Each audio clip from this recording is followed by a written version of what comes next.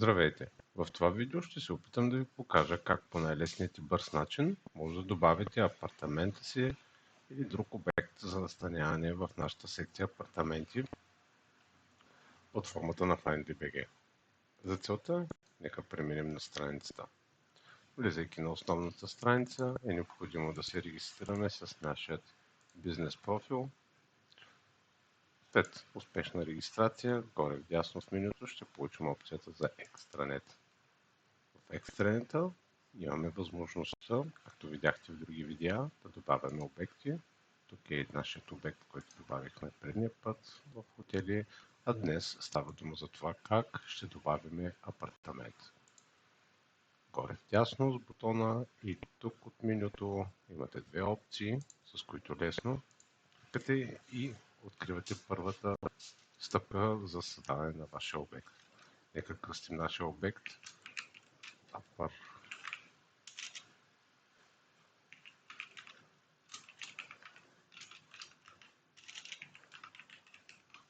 За текст съм си подготвил демо, а вие тук ще запишете и разпишете вашите предимства, локация, нещо интересно за обекта.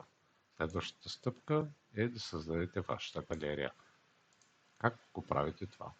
Папката Apartment Demo е създадена чрез бутона Add New Folder и когато я отвориме, вътре в нея са добавени снимки чрез бутона Upload, избрани от нашия компютър. След като снимките са успешно качени, лесно и бързо може да добавите тези снимки към вашия профил. След успешното им добавяне, може да преминете към следващата стъпка, а именно попълване на допълнителната информация. Брой легла, 2 броя, брой бани, 1 брой, квадратура, нека дадем 65,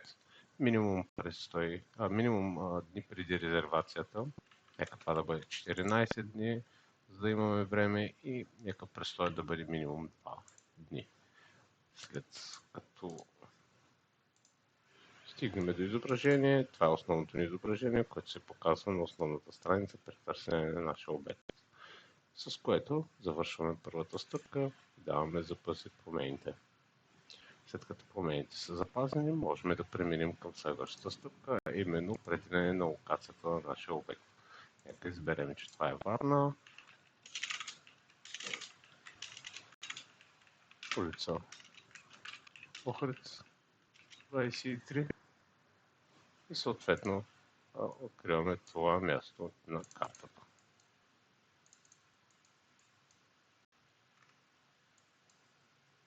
Речем, че това се намерят тук.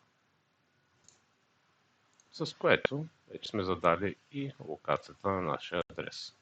Даваме запази и продължаваме напред с третата стъпка, а именно определене цените на нашия обект. Имаме две опции. Едната е винаги обекта ни да е на разположение в продажба, а другата е да дадем специфични дати, за които той да работи. Не само дати, можем да определим и цени. Нека да зададем, че те ще бъдат специфични и да продължим напред. Тук трябва да дадем цена, на която искаме да продаваме апартамента. Това е базова цена. Ще ви обясня малко повече за нея. И имаме допълнителна цена, която може да е с отстъпка при определени условия. Максимален брой гости, нека това бъдат 5. Имаме опцията да активираме допълнителни услуги. Допълнителни услуги можем да запишем на български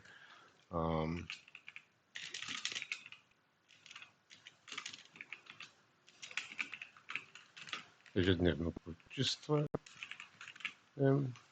Цената ще бъде еднократна и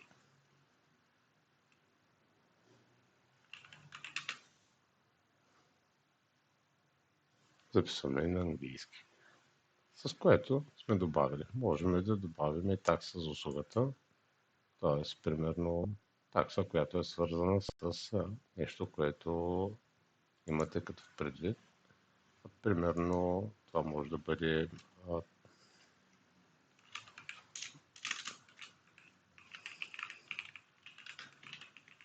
туристическа такса. Тя ще бъде 1 лев на човек и по този начин добавяте различните допълнителни цени и услуги към вашия профил. С което завършваме тази стъпка. Даваме запази промените. След успешно запазване можем да продължим напред, а именно да стигнем до атрибутите, където лесно да избереме с какво разполага нашия обект. Избираме и добавяме.